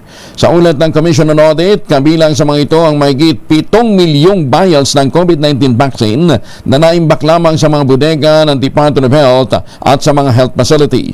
Ayon sa COA, resulta ito ng hindi tamang procurement planning at hirap din po sa distribusyon. Tsaka hindi din natin masisi dahil nandun pa rin ho yung yung mga pag-aagam-agam noon dahil nga po sa bakuna. Takin ho ninyo, 11 billion pesos. Ito pong nasayang dahil po sa hindi nagamit na mga bakuna. 7 million vials. Ay, sus, may ginoong buhay ito. Natitirang may higit 9,000 benepisyaryo ng AKAP Tupad at AIX na mabibigyan naman ng benepisyo ngayong araw. Saan yan? Alamin natin mula kay Edwin Duque, RH23. Edwin, good morning. May buntag, Queen Angela. Tiniyak ni Nabutas Congressman Tony Chanco ngayon na mapafinalize na ngayong araw ang magkakasunod na payout na natitirang 9,404 mula sa dating 24,234 na kabilang sa batch 3 na mga wala pang natanggap na AKAP, ICIC o AICS o TUPAD sa taong 2024 na dinuplicate ito ng DSWD. Sa isinagawang FP o isasagawang FP Live o raffle draw ngayong araw. Alas 10:15 ng umaga ay makikita ng lahat para patas sa lahat ng pagpili kung sino yung mauna sa payout at kung ano naman ang pagkasunod-sunod. Sabi ng pamabatas na mula sa 9,404, ito ay mabibigyan ng 1,389 ang kasama sa December 5, 2,200 naman sa December 9, 2,200 sa December 10, 2,200 sa December 11, at 1,415 naman sa December 12. RH23 Edwin Duque nagulat sa DSRH, una sa Pilipinas, una sa Pilipino. Maraming salamat, Edwin Duque. Nilatag naman ng Department of Finance ang worst case scenario na babagal ang paglako ng ekonomiya sa bansa sa susunod na taon. Ayon kay Finance Secretary Raul Precto, inaasahan nila ang pinakamababang growth rate na 6% at ang pinakamataas ay 8% lamang. Pero malayo daw na maabot ang kahit 7% lamang dahil sa iba't ibang domestic at external factors. Agang conditioning nito, Sa domestic isa sa pinaka makakaapekto sa ekonomiya o pagbagal na ekonomiya ang tila pagdami ng mga nananalasang bagyo sa bansa. Bakit? Hindi ba natin alam na talagang may 21 na bagyo na average na dumarating? Di ba dapat kasama ito sa mga napagpaplanuhan na? Habang ang external naman ay pabago-bagong global economy, lalo na ang pagkakaupo ni US President-elect Donald Trump. Pati si Trump naasisi na ngayon. Check. Problema natin, inefficient yung ating pangungulekta. Ang dami hindi nakukolekta Nito ay ikatlong kwarta ng taon sumadsad sa 5.2%. Ang economic growth ng Pilipinas pinakamababa na antas mula noong unang bahagi ng 2023. Kung patuloy ho talaga tayong aasa sa importation, wala hong mangyayari dyan dahil hindi nagaganahan ng mga magsasaka na magtanim. Sa halip na kumita ho tayo, yung taripa ho sa mga imported na mga agricultural products, ibinaba natin ng 15%. At sinasabi nga, hindi naman ho bumaba ang presyo ng bigas ba? Diba? O bakit ba pinagpipilitan natin yan? At parang mas pabor na pabor ho tayo sa mga importer kaysa tulungan ng ating mga magsasaka. Bakit tapos sasabihin natin na hindi, magpapatuloy yan hanggang sa susunod na taon? Wala tayong magagawa. Nanalo si Trump eh. Hello? Tsaka wala tayong magagawa dahil para dumarami yung bagyo. Hindi naman nadagdagan yung bagyo natin. Sumama lang, lumalakas lang. Diba? Pero dapat na-project na ho yan eh. Diba? Years ago, sinasabi na ganyan ho magiging epekto ng global warming o ng climate change. Diba? Nagtanim ba tayo ng puno? Hindi naman. Sabagay, hindi mo masisisi si Secretary Recto. Ngayon lamang siya naupo bilang sekretary. So yung mga nakalipas na mga administrasyon na walang ginawa para protektahan ang ating mga bundok, yan ho siguro yung dapat din nating sisihin. Pero sabihin nating kinalaman si Trump at saka yung pagdami ng pagdami ng bagyo. Idamay yun na. Madalas na pumutok ang mga bulkan. Nandun na tayo eh. Diba? Kasama yan sa mga napagpaplanuhan natin. May solusyon na nga sana, yung RCEP. Diba? Problema. Imbis na magpataw ka ng mas mataas na buwis doon sa mga ini-import na mga agricultural produce, para para mapababa daw yung food inflation, ang ginagawa natin, pinababa natin yung taripa. Bumababa ang presyo ng bigas. Hindi. Ba't hindi mo ibalik? Hindi ko alam kung bakit. Maganda umaga, Pilipinas! Bagay, mas madaling kumita sa importation kaysa nga naman magsaka ka. Diba? So parang may ginagawang tama lang niya eh. Pinalalakas ho yung produksyon ho ng pagkain natin sa pamamagitan ng pagpaparami ho ng mga irrigated area. Pero outside of that, ano bang tulong natin sa sektor ng agrikultura? Subsidy? Saan katerba yung subsidy? Binibigay natin sa mga madta. Sa totoo lang, di ba? Dati yung 4-piece, okay na yun. Medyo matotolerate mo. Nangungutang ho ang Pilipinas para may suporta doon sa 4-piece. Ibibigay ho doon sa mga talagang kapusang kita. Dinagdagyan pa natin ng AKAP, ng AX at kung ano-ano pa. Tapos ang namimigay, mga politiko, mga senador, mga congressman. Di ba? Bakit? Pera ba naman nila yun? Tapos pag pinamigay, namigay kami ng ganito. Dami namin tinulungan. Hindi nyo naman pera yan. Pero kung makapagmalaki kayo. Mga katutubong badyaw na namamalimos sa Quezon City, na-rescue naman ng DSWD at ng lokal na pamahalaan. Detalye na balita mula kay Bal Gonzales, RH5. Bal, good morning. Good morning, Kuya Angel. Hindi bababa sa 15 katutubong Sama Badyaw. Nasa gip sa lansangan sa lungsod ng Quezon sa nakalipas na 24 oras. Ang mga ito'y ang mga namamalimos at kalimitang nangangatok at umaakyat sa mga pampublikong sasakyan, lalo na ngayong panahon ng Kapaskuhan, sa pamamagitan ng DSWD Pag-abot Program at sa pakikipagtulungan ng lokal na pamahalaan ng lungsod Quezon, ay sinuyod ang ilang mga lugar sa Quezon City para hiyakayatin ang mga ito na umalis ng kalsada at huwag ilagay sa kapahamakan ng kanilang mga sarili at pamilya, lalo ng mga bata. Dinala na sa Pag-abot Processing Center ang mga katutubo upang tuon ay pansamantalang manuluyan habang ina-assess ang mga tulong at intervention na naaayon para sa kanila. Dahil dito ay umaapila ang DSWD Pag-abot Program sa publiko na ipagbigay alam ang kinaroroonan ng mga IP sa iba pang mga palaboy sa mang lugar sa pamamagitan ng kanilang hotline at email na nakapost sa kanilang Facebook page at X account na DSWD Pag-abot. Nito lamang nakalipas na linggo ay 26 na mga katutubong AITAS sa Tarlac ang nabigyan ng livelihood program mula sa Pag-abot Program ng DSWD. Ako si Bal Gonzales, DZRH, una sa Pilipinas, una sa Pilipino. Bal, bakit kasi hindi sila magpakalat na lang ng mga tao? Makikita nila, di ba, dami ng mga tauhan ng DSWD. Makikita nila kung sino yung mga namamalimos ng mga badyaw. Manpower din ng kakulangan, Kuya Angel, pero mas maganda kasi kung may publiko na magre-report para matukoy na kaagad at nang sa ganun ay mas marami pa yung mahuli, Kuya Angel, at sa limitadong manpower na magagamit. Kaya yung ating mga kababayan ay hinihikayat nila na ipagbigay alam doon sa kanilang tanggapan, yung hotline nila at maging yung kanilang mga telepono ay nasa kanilang Facebook page, Kuya Angel. Anong ginagawa ng mga barangay? Anong ginagawa ng mga barangay, ng mga barangay tanod? Yan sila dapat umiikot eh. Yan, Kuya Angel, dapat sila yung singilin dahil sila yung nakakasakop, sila yung mga frontliner, sila yung nakakakita at sila yung may jurisdiction doon sa mga lugar kung saan ay namamalagi yung mga IPs, yung mga pakalat-kalat, yung mga palaboy na nalalagay sa kapahamakan dito sa lalo na dito sa National Capital Region. Dito lamang, Kuya Angel, sa kanto ng EDSA Kamyas dito sa Quezon City. May mga pulumpon na mga badyaw na namamalimos at kalimitang nagsisipasok pa doon sa mga establishmento dito sa lugar na ito. Kaya nga, hindi ba nakikita yan ng mga taga-barangay, ng mga traffic enforcer natin? Imposibleng hindi nakikita. Ano ba yan? Ano tawag sila? Invisible ba yan? Nakikita nga natin eh.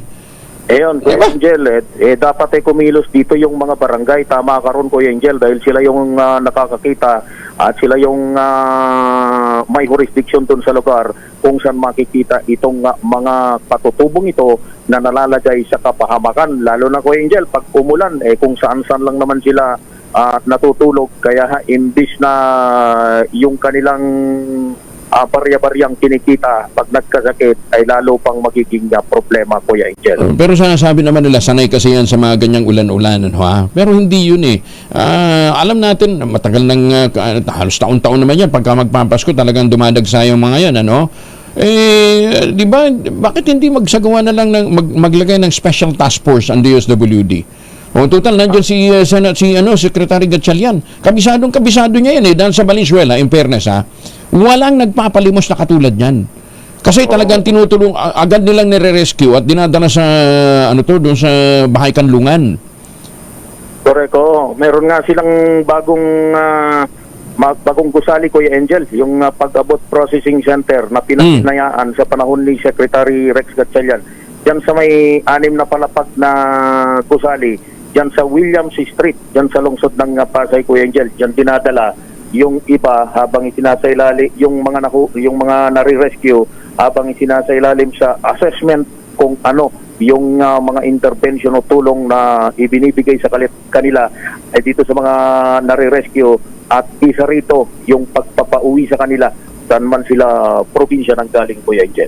Yun nga. Ayun, sabi ko nga, hindi dahilan na sinasabi na sanay sa ulan, ano ha? Hindi yun eh. Nilalagay nila sa panganib. Pangalawa, alam natin, sindikato talaga ito, partner, dahil hindi naman maglalakas ng loob na bumaba kung saan yan, ano ha? Nang walang nag-provide sa kanila. Meron, Kuya Angel, tama ka dyan. Dahil nung nakalipas na taon, Kuya Angel, merong sumakay sa barko, more or less, nasa 20 mahigit galing ng Zamboanga City. Na-monitor yan ng DSWD, kaya hindi na tuluyang nakarating dito sa National Capital Region. Kaya importante, Kuya Angel, yung binabanggit mo, yung tulong ng barangay, na sila yung dapat na mayroong responsibilidad kung saan nag-iipon, ipagbigay alam na, kung hindi man sa lokal na pamalan, ay idirekta na sa DSWD pag-abot program. Hindi kaya, alam naman natin na every year talaga nangyayari ito. Di ba? Preemptive action na lang. O alam natin saan manggagaling ito sa mga community. Tukoy naman nila kung saan yung mga community dahil na-rescue, inihahati din naman nila. So, ibig sabihin, meron silang record kung saan kumukuha yung mga grupo, yung mga sindikato, saan kumukuha ng mga katutubo na dinadala nila dito. Di ba? So, may record sila. Bago pa man magpasko siguro, bago dumating ganitong mga season, mag-deploy na kaagad ng mga ayuda doon para wag na mabola, wag na makumbinse, wag na bumaba dito sa kalungsuran at malagay sa panganib, mapagsamantalahan ng mga walang hiya, bigyan na ng tulong doon pa lang. Naman, sabi nga, ito naman taon-taong nangyayari. So, maraming preemptive actions na po pwedeng gawin. Di ba?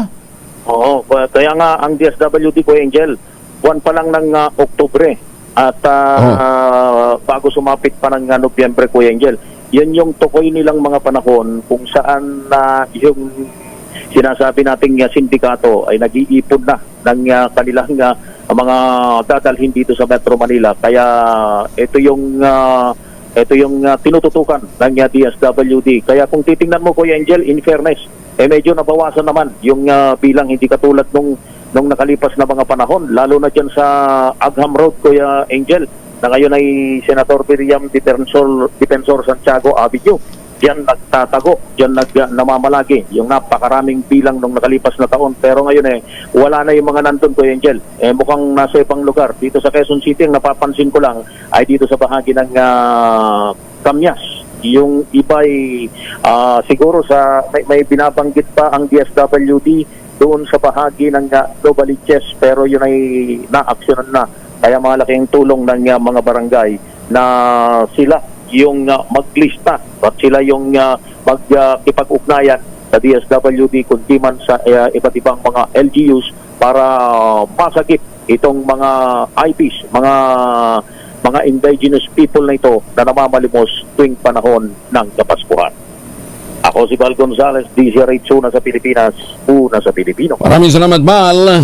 Maganda umaga, Pilipinas! Alas 5:30 ang oras sa buong kapalawan. Oras na para tayo po mag-ultamayo. Ang ultamayo po ay postbiotic with Lactococcus lactosерine plasma. Dumaan po ito sa mahabang clinical trial dyan po sa Japan. Ibig sabihin, hindi po kwentong kutsero ha. Hindi rin po mga testimonial. Talagang mga clinical trial po ang dinaanan. Ang bawat kapsula ng ultamayo nagtataglay ng 50 billion cells ng Lactococcus lactosерine plasma. Kaya napaka-potent po nito na pagpasok sa ating katawan, ina-activate po yung PDC, yung plasmacytoid dendritic cell.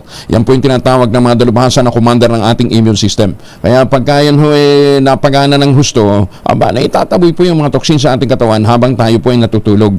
Kaya nakatulog na ho tayo ng maganda, nagkaroon na tayo ng sapat na pahinga, nagkaroon na tayo ng panibagong sigla para harapin ang mga paghamon ng pagod, puyat at stress, nagkaroon pa tayo ng paglakas uli ng ating immune system. Available po yan sa Lazada at Shopee. Siguraduhin lamang galing po sa Theoxis Health Ventures. Kung meron pa ho kayong mga katanungan tungkol po sa Ultamayo, po pwede ho kayong mag-text sa 0917-110-6580 at na may nakastambay po dyan mga medical experts. Available din po yan sa Mercury Drug, Amesco Drug, Pasmed Pharmacy, John's Pharmacy at Curamed. Pero huwag natin kalimutan, ang Ultamayo po ay hindi gamot at hindi dapat gamitin panggamot sa anumang uri ng sakit.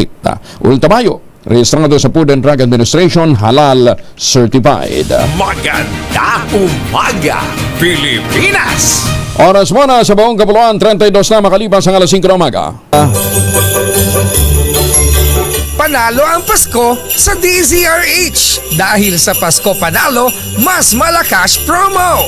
Tutok lang sa DZRH at manalo kapag kayo'y aming natiempohan na nakikinig sa DZRH AM o nanonood sa DZRH TV at DZRH Facebook. Instant may pamasko ka na, may aginaldo ka pa. 1,000 pesos na aginaldo, may pamaskong Noche Buena basket pa. Mula yan sa DZRH. Lakasan lang makinig sa DZRH Radio at tutok lang sa DZRH TV at DZRH Online. Dahil ang DZRH, una sa Pilipinas, una sa Pilipino. Mga taga-barangay 144, Balotondo, Maynila, antabayanan po ninyo dyan si Sherwin Alparo. Lakasan nyo na inyong mga TV at radyo. Nag-iikot na yung gwapo naming si Sherwin Alparo. Yan Hindi po siya nakasuot ng Santa Claus. Yan. May mobile po siya ng DZRH. Nag-iikot dyan sa barangay 144, Balotondo, Maynila. Mahiwagang tunog! Pero hindi lang yung pamimigay ni Sherwin ng ating pamimigay ho ng blessings ngayong Disyembre. 16,000 ang naghihintay na premyo sa Mahiwagang Tunog.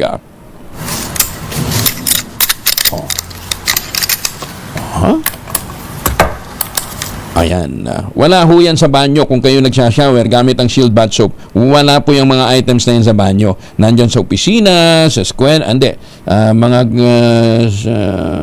paliparan. Basta, nakuha na kasi yung dalawang items Magkahiwalay lang. Basta na may dalawang item ho na pareho na nakuha pa. Ito yung prinsipyo ng P6. Basta yung isang bagay na importante, mahalaga, pero hindi basta-basta na ibibenta. Ang inyo po mga sagot, ipapadala nyo sa 0919-282-6485. Sundin ang tamang format ng pagte-text, empty space, name / address / contact number / at ang inyong sagot. Isang beses lamang po maaaring mag-text sa ating text line gamit ang inyong mobile number. Isang beses isang araw Kung kayo po isasari online, kinakailangan meron po kayong sharer badge. Ayan ha. Kaya kung gusto mo ninyong manalo ng 16,000 habang kayo po ay nagsha-shower gamit ang Shield Bath Soap o kayo naghuhugas ng mga pinagkainan gamit naman ang Smart Dishwashing, ayan ha. Tingnan ho ninyo ang inyong paligid. Meron ba yan sa bahay? Meron yan sa bahay. Meron sa opisina? Meron sa opisina. Meron sa airport? Bakit? Maglalaba ka? Maghuhugas ka ng pinggan sa airport? Hindi naman. Ano ka? Wala nga tubig sa naiwan eh. Kakaya. International airport, walang tubig, tabo-tabo. Maganda umaga, Pilipinas! Kabahayan sa Barangay Ilaya, Mandaluyong City na sunog. Merong isang sagutan, meron namang isa nakaranas ng hirap sa paghinga. Detalye na balita mula kay Edniel Parosa, RH52. Edniel. Kuya Angel, hindi bababa sa dalawang individual ang kinailangang asistyan maging ng mga ambulans ang rumisponde sa sunog sa Barangay Ilaya sa Mandaluyong City ngayong umaga. Sa report ng Philippine Red Cross, isang pasyente ay sinugod dito sa Mandaluyong City Medical Center matapos magtamo ng first-degree burns habang isa namang residente rin ang nakaranas nga ng hirap sa paghinga at inalalayan ng PRC. Nangyari itong sunog pasado alas 2 ng madaling araw kung saan residential area sa Lions Road ang tinupok. Umabot pa ito sa second alarm bakong 3:21 ng umaga bago tuluyang na-control bago mag-alas 5. Ang tabayaran na iba pang update mula sa Bureau for Protection, ito si Edniel Parrosa, nag-uulat para sa DZOH. Una sa Pilipinas, una sa Pilipino. Maraming salamat, Edniel. Doon sa mga taga-Binangonan, Rizal, magandang umaga sa inyo at mga karatig mga bayan. I-check ho ninyo itong St. Monique Ballet, the most prestigious project ngayon dyan po sa Binangonan, Rizal. Meron po silang townhouse model na Bianca. 2-story townhouse po yan na meron pong balcony. 2 hanggang 3 po ang bedrooms. Kaya pagkagising ho ninyo at gusto ho ninyong magkaroon ng magandang gising, punta kayo ng balkon ang sasalubong ho sa inyo sa balcony. Malamig na simoy ng hangin at magandang tanawin. Pwede ma-avail through Pag-ibig Financing at less than 20,000 pesos monthly amortization, payable in 30 years. Tawag po sa 0917-719-7908. Ito pa rin ang pangarap na magkaroon ng sariling bahay sa presyong abot kaya. Ang St. Monique Ballet, most prestigious project sa Binangonan, Rizal, ay malapit naman din po sa iba't ibang mga amenities dyan po sa bayan ng Binangonan. Aba, teka muna. Birthday ngayon ni Kisha Sabson? Birthday? Ba't walang breakfast? Meron. Kala ko magbe-birthday si Kisha, wala man lang pa-breakfast. Bah, hindi magandang balita yan. Joke. Maganda umaga, Pilipinas! Ay, kumusta na nga pala si Manong Chambit Singson? Gob, kumusta ka na ha? Lumalobo po ang mga nagpapahayag ng kanilang buong suporta kay Senatorial Aspirant Luis Manong Chambit Singson at hindi na ito may kakailan dahil sa dumadagdag ng mga miyembro o dumagdag pa dito ang mga miyembro ng Philippine Councilors League sa ginanap na PCL Year-End National Assembly sa World Trade Center nitong Martes. Ipinamalas ni Manong Chambit ang kanyang gilas at karanasan sa public service, kaya naman nakuha niya ang stamp of approval ng PCL. Si Manong Chambit dati din pong councilor, di ba? Naging governor, naging councilor, naging mayor. Ang isa sa inilahad ni Manong Chambit na number 58 daw po sa Senate ballot ay ang kanyang B-Bank Initiative. Isang digital financial program na naglalayong magbigay ng mga interest-free loan sa mga Pilipino na walang access sa mga traditional financial services. Ayon kay Manong Chambit, sila lang talaga ang nagbibigay ng mga pautang ng walang interest. Paliwanag pa niya, ang V-Bank ay hindi lamang may kaugnayan sa pautang kundi magiging malaking tulong pa rin para sa mga naghaharap o yung mga lumalaban sa mga tinatawag na financial barriers. Ayon kay Manong Chambit na dati ring PCL President, ang B-Bank ay siyang magsisilbing instrumento na makapagbibigay ng financial stability at empowerment sa mga Pilipino. Ganit din ni Manong Chambit na magiging mas accessible para sa mga ordinaryong mamamayan ang banking services sa pamamagitan ng B-Bank at makakaabot na rin dito ang mga naninirahan sa mga liblib o yung mga malalayong lugar na walang access sa mga traditional financial institution. Upang patunayan ito, nagsagawa si Manong Chavit ng isang demonstrasyon kung saan nag-transfer siya ng nominal fund sa mga volunteer attendees para maipakita ang ease of access at kung gaano kadali gamitin ang BBank Digital Bank.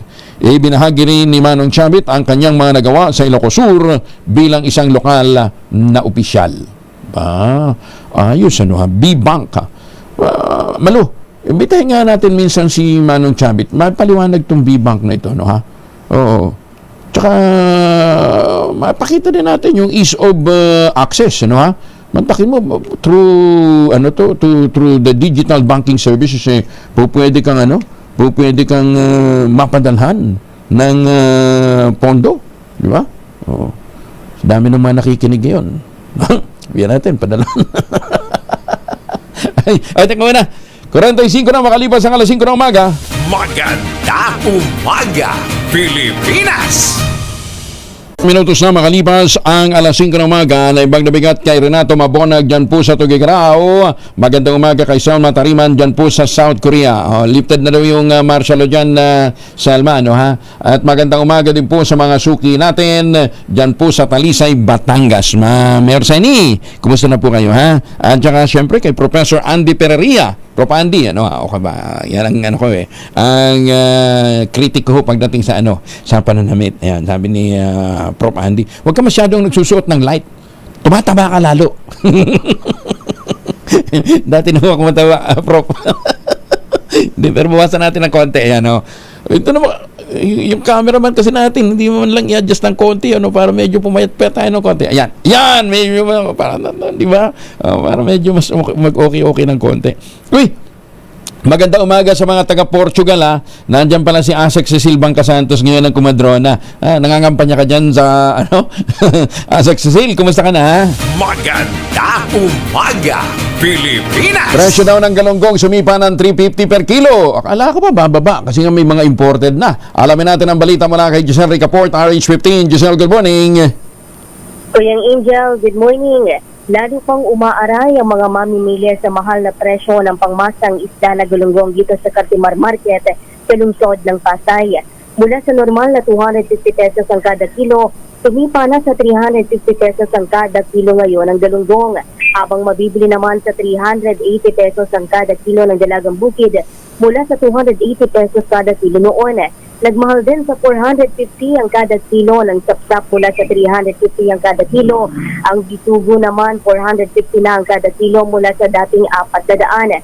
Ang bangus nagmahal din sa 250 hanggang 260 pesos ang kada kilo, habang ang tilapia naman 180 na ang kada kilo mula sa dating 160 pesos. Ang salay ginto mabibili ngayon sa 400 mula sa dating 350 pesos ang kada kilo. Ang pampano naman nagmahal din sa 450 pesos ang kada kilo mula sa dating 400. 320 naman ang kada kilo ng tulingan mula sa dating 280 pesos, habang 380 na ngayon ang hasa-hasa mula sa dating 350 pesos ang kada kilo. Idinahila ng mga vendor sa mahal na presyuhan ng GG ang close fishing season at limitadong supply, habang resulta naman daw ang pagmahal ng ibang klase ng isda ng malamig na panahon. Ito si Giselle Ricaport para sa DZRH, una sa Pilipinas, una sa Pilipino. Giselle, bagong bagong species ng isda yung salay ginto. Salay ginto. Ano itsura ng salay ginto? Giselle. Wala na si Giselle. No? Giselle, bigyan mo nga kami ng picture ng salay ginto.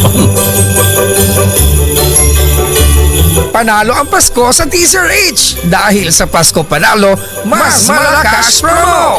Puntahan na natin ang location ng ating roving team. Kaya naman pala ginto. Ang presyo nun salay ginto. Pagka nag-smile yung isda, merong ngipin yung kanyang ngipin, merong gold. Anyway, nasa Barangay 144 Balotondo, Maynila si Sherwin Loparo. May nahuli na siya, Sherwin. Yes, magandang umaga Kuya Angel, at dito nga sa Balotondo, talaga namang linis, maaga pa lang. Linis, yung mga tao, maaga nagigising dito, ha. Malinis, ha? Mga ibang pinunta natin komunidad, dito, alas 5 pa lang ng madaling araw, marami nang nasa daan. Karamihan, mga estudyante, mga pumapasok. Pero ngayong umaga, tignan mo, payapa, malinis at maganda yung umaga rito sa Balotondo. Walang banta ng shear line. Pero meron shea butter. Diba? Shea butter, kailangan sa paliligo. Pero etong bahay na to, tignan mo, napakasimple, napakapayak. Pero tignan mo yung loob yan. Yung kanilang TV talaga namang tutok na tutok sa DZRH. Dahil madaling araw pa lamang, Dami kortina. nag-aantabay na sila palagi. Oo, Angelo, dahil binabantayan daw nila yung programa mo. Naman? Mas una ka pa nag-a-announce ng cancellation ng mga klase kapag lalo may mga masama. Teka muna, bakit nasa labas ang TV nila? Ano yun, sinishare sa barangay? Ganyan kayaman sila dito sa Balot. Tignan mo naman yung TV. Ilang inches yan? Laki Sa bukanan. Oo. Washing machine, tignan mo. Pakita mo yung washing machine. Yung washing machine, kaya yun, tignan, pakita mo yung washing machine. Nasa bukanan lang din, diba? Diba? At tapos, pagpasok po, lababo agad. Tignan mo ganyan. Tignan mo. Walang pinto-pinto dito sa Balot dahil dito, sigurado ka, kampante ka na walang manloloob. Dahil lahat dito ginagalang yung mga residente. Dahil sino yung nakapost na yun? Ito maganda ang samahan. May nakapost, nakahubad. Parang si ano yan Parang si Harry. Sorry. Dok. Sorry. Asa na yung winner natin? Ito talaga ang panalo ngayong umaga dahil palagi nakatune in sa programa mo. Tatay, pangalan mo? Rolando Makatuno. Si Tatay Rolando, ano sa mo kanina na pag madaling araw talaga nakatutok sa kayo? Oo, lagi yan. Kasi maaga sila magbigay ng balita Lalo na pag may bagyo, yung mga masok ko na sila lang ina-update nila yung walang pasok. Sila kagad ang pinupuksa kong TV dahil sila lang may balita sa ganung oras. Yung iba kasi wala pa, alas 7, alas 8 pa mag-simula. Nakahali na. Kaya yung iba, agahan nyo magbukas ng ng istasyon nyo para wala kaming radyo kaya TV lang ginagamit ko. Talagang nakatutok kayo. Ano yan, cable? Oo, sa signal. Walang talaga, Sherwin, wala silang radyo kaya TV na lang talaga. Ayan. Ganun talaga. Pag taga-tundo ka, todo na yan. Dahil hindi ka magra-radyo, mag-TV ka na lang. Yaman mga tao rito. Ano ka pa? May pabalengke na tayo. Sino pa po rito mga announcer pag umaga? Angelo Pamelo. Balbones. Na-excite lang. Naman. Kabisado, di ba? Dahil DZRH ang pinanonood mo sa TV at paborito mga announcer si Angelo Pamelo. Ay, Balbones. Kasi Angelo, patikimin mo nga ito ng Pamelo mo minsan. Hindi nakakatikin ito mga taga-tondo dahil dyan, meron kang 1,000 pesos! Ay, thank you!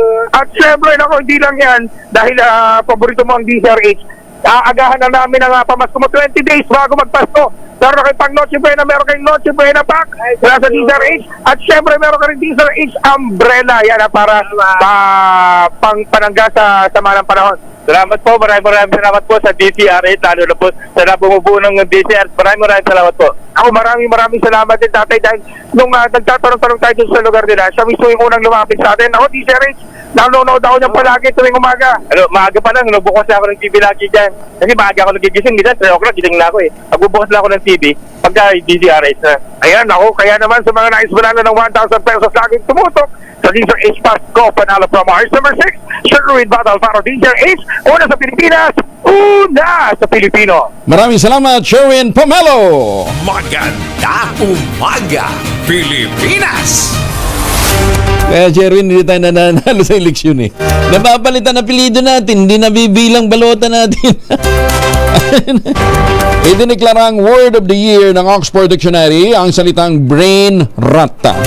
Ito ay matapos makakuha ng mahigit 37,000 public votes. Ang salita na tumutukoy sa sobrang pagkonsumo ng isang material o online content na hindi challenging. Gaya na lamang ng sobrang oras sa pag-scroll sa social media na wala namang layunin o dahilan. Doon sa mga batang, sa mga brain rot dyan Ulitin na natin ang ibig sabihin ng brain rot. Pagkonsumo ng isang material o online content na hindi challenging. Yung bang alakang napupulot Oo, scroll ka lang ng scroll. Naghahanap ka ng machichismis. Sabi nila, ang mga marites daw ay nasa kalsada. Wala. Online na ngayon ang mga marites. Maganda umaga, Pilipinas! Paano po, susunod ng 2x2 sa Tang ACS Balita. Kuya Angel po, siya ang Palmones, nag-iwan sa inyo na siya magandang umaga. Maraming salamat sa inyo lang sawang pagsubaybay, pakikinig at pagtitiwala. Magtanim ng kawayan para sa kalikasan at kabuhayan. Ating quote of the day ngayong araw nito mula po kay Friedrich Nietzsche. Ang sabi niya, the best weapon against an enemy is another enemy. O, alam na dis kung bakit may nagsasabo ngayon. 2x2, susunod na.